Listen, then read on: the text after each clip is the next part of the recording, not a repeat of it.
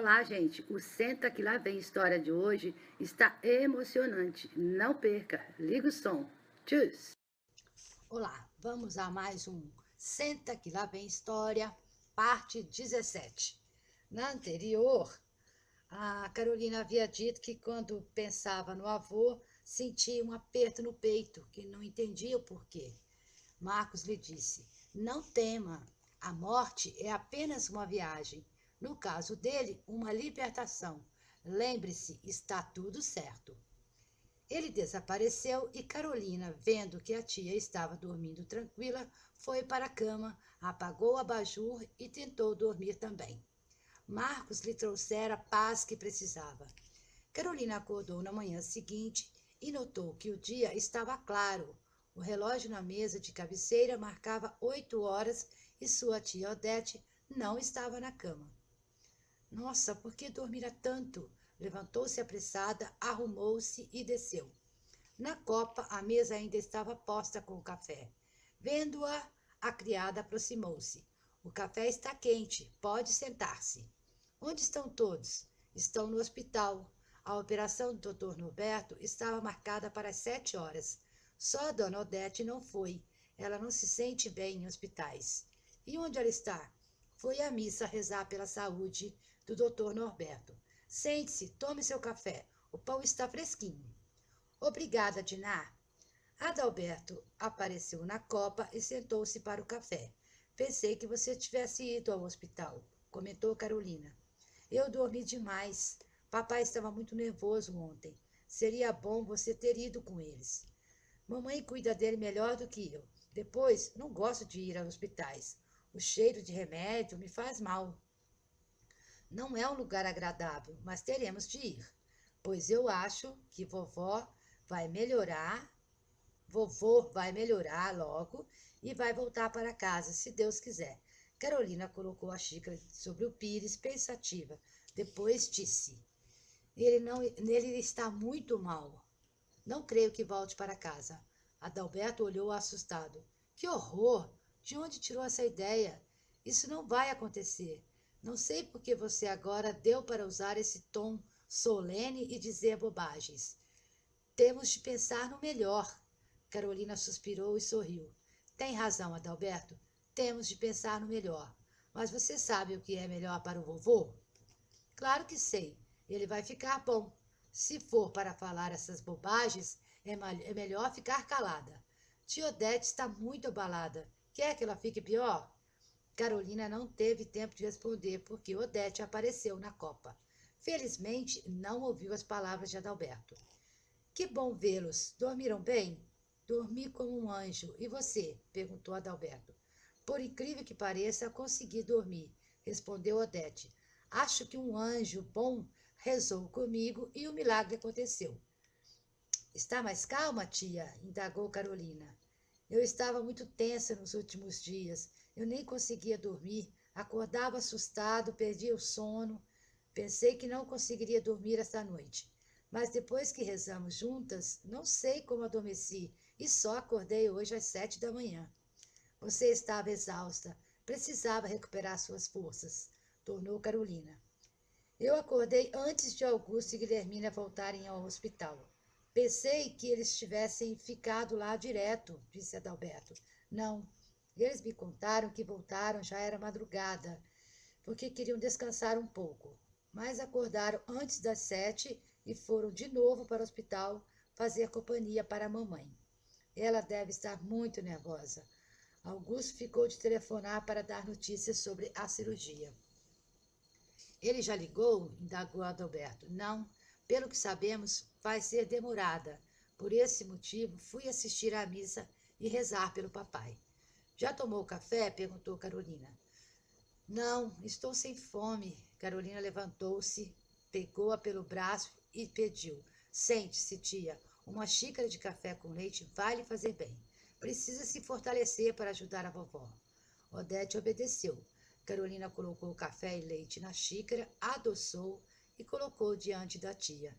Depois pegou uma fatia de pão, passou manteiga e colocou-a sobre o pratinho ao lado dela, dizendo: Experimente, tia, está delicioso. Odete não estava com fome, mas o carinho da sobrinha, os olhos dela brilhantes, esperando, fê-la tomar alguns goles do café com leite e comer um pedaço de pão. Abraçou-a sorrindo. Enquanto esperamos, vamos conversar um pouco. Eu vou dar uma volta, disse Adalberto. Vou ver se encontro alguns amigos que conheci durante as férias, mas não demoro. Ele saiu e Carolina começou a conversar com a tia, falando da vida que levava em sua cidade, dos seus estudos e dos filmes que assistira. Odete percebeu que ela procurava distraí-la e, embora estivesse tensa, pensando no pai, percebendo o carinho e o esforço que a sobrinha fazia para que ela ficasse bem, procurava dar-lhe a atenção, o que de certa forma acabou por fazer com que as horas fossem passando de maneira menos dolorosa. Augusto César só ligou depois das 16 horas e informou que Norberto fora levado para a UTI, onde ficaria até que estivesse fora de perigo. Mas ele vai ficar bom? Indagou Odete preocupada. Eles ainda não sabem. A cirurgia foi delicada e é preciso ver como ele reage. Está sob efeito de sedativos. Vamos aguardar. Odete desligou o telefone, angustiada, informou os sobrinhos e concluiu. Os médicos ainda não sabem se ele ficará bom. Teremos de esperar. É natural, disse Adalberto, tentando acalmar a tia. Depois de tantas horas de cirurgia, mas estou certo de que ele vai sair dessa. Carolina abraçou a tia e não respondeu. Ela sabia que ele não mais voltaria para casa com vida. Mas não disse nada. Começou então para eles a espera. Foram momentos de expectativas que aos poucos deram lugar ao medo que acontecesse o que eles tanto temiam. Norberto entrou em coma e a família acompanhava tudo, se revezando para cuidar de Guilhermina, que, exausta, ia perdendo as esperanças de uma recuperação. Norberto resistiu durante 20 dias, até que, numa madrugada chuvosa, faleceu. Não voltou do coma. Após o almoço, Augusto César reuniu a esposa e os 2 filhos no escritório do pai para uma conversa. A situação era difícil, mas ele precisava tomar algumas providências. Norberto havia sido enterrado na tarde anterior e todos se sentiam esgotados, mas a vida continuava e ele precisava tomar algumas decisões. Acomodaram-se, esperaram que Augusto falasse. Ele pensou um pouco e começou. Estive pensando no que aconteceu e acho que precisamos ajudar mamãe e Odete. O momento é difícil. Mamãe está com esgotamento nervoso e muito deprimida. O médico aconselhou repouso, receitou remédios, mas ninguém pode mudar os fatos e ela está sofrendo muito. Quanto a Odete, receio que adoeça também. Era muito apegada ao papai e está desesperada. Ele fez ligeira pausa enquanto os demais, com a fisionomia triste, ouviram atentos. E ele continuou. Não podemos simplesmente ir embora e deixá-los agora. Por outro lado, estamos fora de casa há muito tempo e eu preciso cuidar dos negócios. Podemos levá-las para passar algum tempo em nossa casa. Tratarei delas com muito carinho. Estou certa de que dentro de pouco tempo recuperarão suas forças, sugeriu Ernestina. Eu pensei nisso também. Falei com elas, mas ambas se recusam a sair de casa. Será apenas até elas melhorarem. Mesmo assim, mamãe não quer de jeito nenhum. Vocês 2 estão perdendo aula e isso está me preocupando. Podem perder o ano. Eu estava em dia com os estudos. Acho que conseguirei passar, garantiu Adalberto. Mas Carolina pode não conseguir terminar o colegial este ano. Ela perdeu várias provas, lembrou Augusto César preocupado. Estamos na metade do ano, respondeu Carolina. Terei tempo de me recuperar. Amanhã cedo, o médico virá ver mamãe e vou pedir que examine Odete também. Conforme o que ele disser, marcarei nossa volta para casa. Não posso mais ficar fora da empresa. Ele voltou-se para Adalberto. E você, assim que voltarmos, vai começar a trabalhar na empresa comigo. Se eu tivesse feito isso, agora você poderia cuidar dos negócios enquanto eu resolvia os problemas daqui. Tudo bem, Augusto. O que decidir será feito, concordou Ernestina.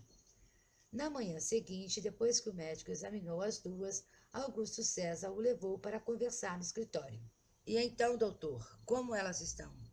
Dona Guilhermina, além de esgotada, está com alguma dificuldade respiratória. É grave, doutor? Não seria se ela reagisse, mas no caso dela, a depressão pode agravar o processo. Ela precisa de alegria, distração, o que não será fácil. Quanto a Dona Odete, era muito apegada ao pai e está deixando levar pela tristeza. É natural, mas seria bom que pudéssemos encontrar um meio de motivá-las a viver. Nas atuais circunstâncias, não sei como fazer isso. Eu também me sinto desolado. Pense, doutor Augusto César, estou certo de que descobrirá um jeito, porque o que elas precisam, nenhum remédio vai poder curar. Eu as convidei para passar algum tempo conosco, mas mamãe se recusa. Essa seria uma boa solução. A companhia de seus filhos faria muito bem a elas. Vou ver o que posso fazer. Estou pensando em voltar para casa depois da missa de 7º dia. Até lá, terei de decidir. Estou certo de que tomará a melhor decisão. Depois de amanhã, voltarei para Vilas. Em todo caso, se precisar de mim, tem meus telefones. Pode me ligar. Ele despediu-se e foi ter com Ernestina, que esperava angustiada. Ela notava a angústia do marido e sentia-se desolada por não poder encontrar uma solução que o satisfizesse. Nos dias que se seguiram, ela notou que Odete apegara-se de muito a Carolina. Queria que ela lhe ministrasse o remédio, ficasse ao seu lado quando fosse cuidar de Guilhermina. Carolina era a única que conseguia fazê-la comer um pouco. Quando a via chorando, fingia não notar.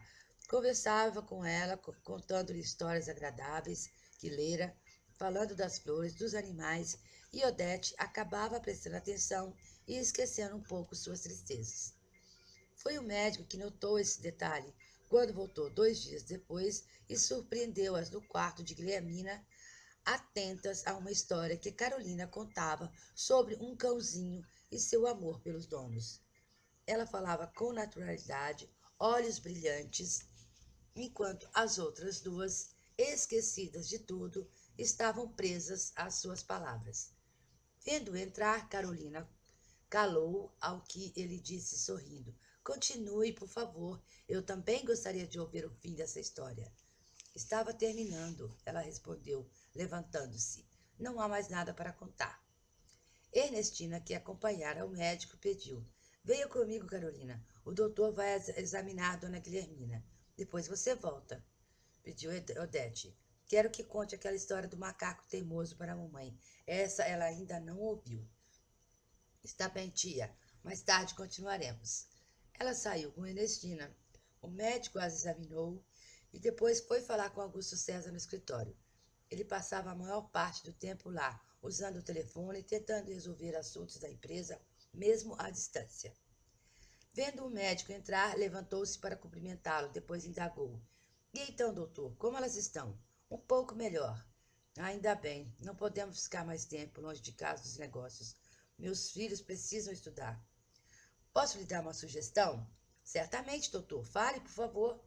O senhor poderá voltar para casa depois da missa de 7º dia. Mas deixe sua filha ficar por aqui mais algum tempo. Carolina? Mas ela precisa continuar os estudos. Não quero que perca o ano. Não haveria um meio de ela continuar estudando aqui? Nós temos boas escolas. Penso que ela não seria prejudicada. Augusto balançou a cabeça e, pensativo, depois perguntou. Amanhã vocês saberão o que ele perguntou. E aí, estão gostando? Curta, comente, compartilha.